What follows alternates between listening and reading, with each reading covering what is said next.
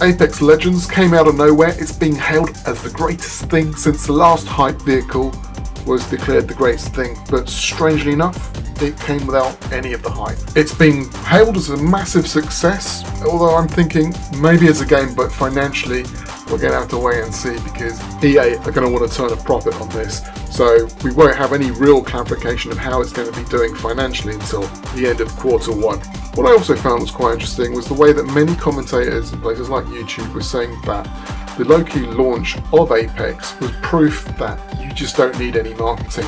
I kind of disagree with that point of view, simply because it seems that EA have pursued an anti-marketing type of approach. Let's put it this way.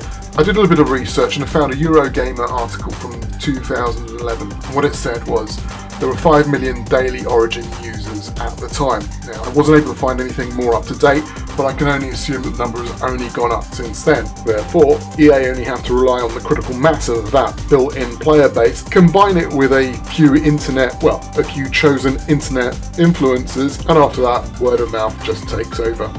Now, the cynic in me sees this twofold effect start to unravel or reveal itself here.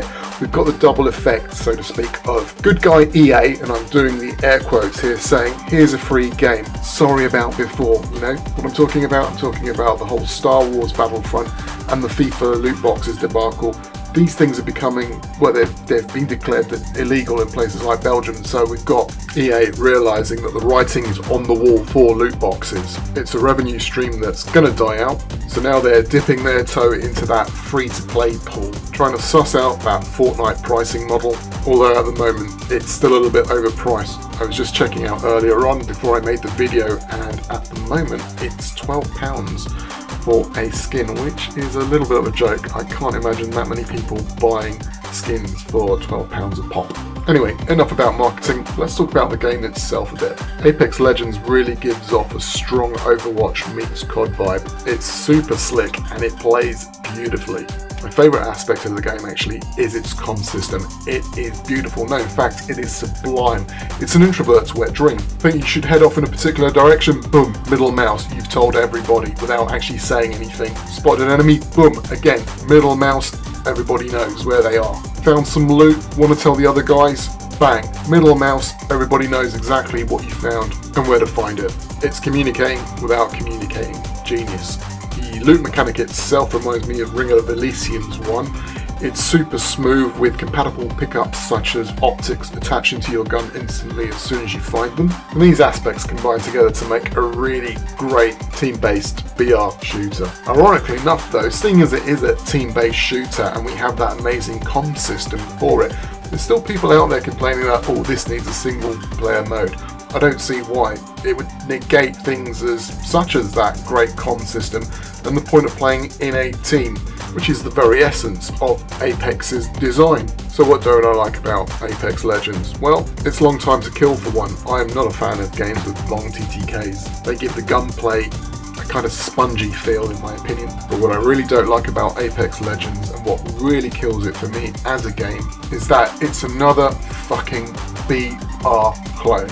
I'm fucking sick of them. I don't want to see another BR clone. We've had enough, thanks very much. They're just, Now don't get me wrong, Battle Royale as a mode when it first came out was a great idea.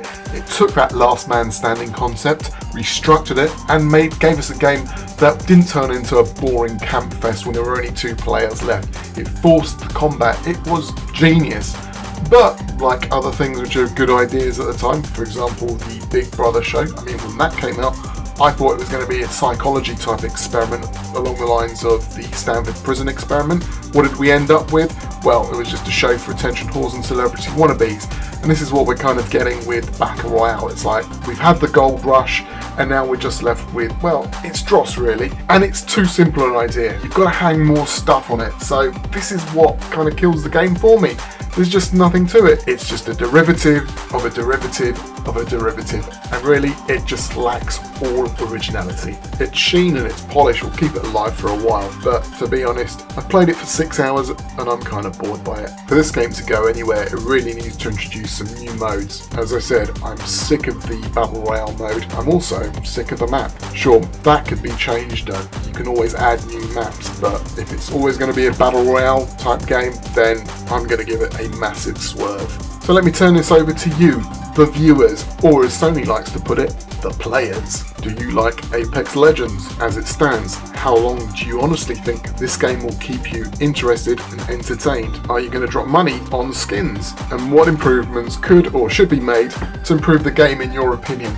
Anyway, my name is HipKilt. That's my take on Apex Legends. I'd like to thank you for watching. Please consider leaving a like or a sub. It really helps the channel out. Let's see if we can get to that target of 200 subs before the spring.